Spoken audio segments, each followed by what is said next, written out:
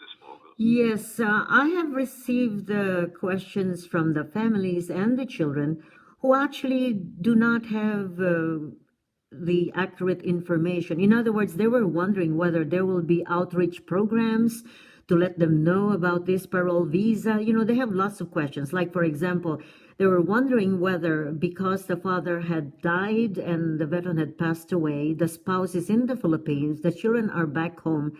Do they qualify for parole visa? Can they apply through the U.S. Embassy in the Philippines?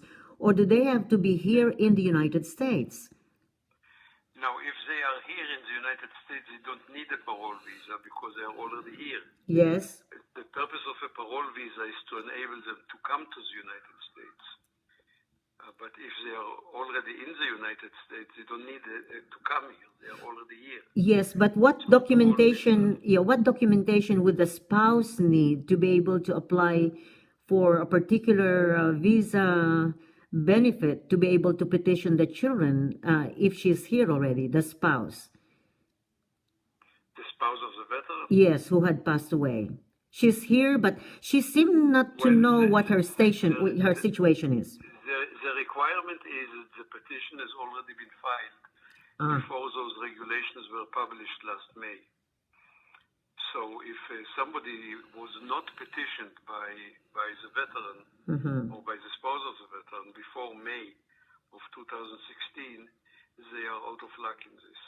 Oh, wow. So that's sad news for this woman who is a widow. But in terms of the children who are in the Philippines, another family who have been included in the petition of the father who had died, but this petition was not passed on to the wife. Didn't you say in the past that the wife can also petition, but in this case...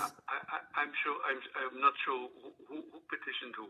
The father who is a veteran but died had included the children in the petition, but he had died. But I don't... No, what do you mean included? I'm sorry. Oh. The father petitioned for a son or a daughter? In the Philippines, yes, who are in the Philippines, for them to come here. Fine. But the father had already died, and and this father, of course, they have a mother who is here in the United States, but didn't you say that she could also make the petition on the basis of the petition of the father, which she did not? She doesn't need to make a petition. Oh.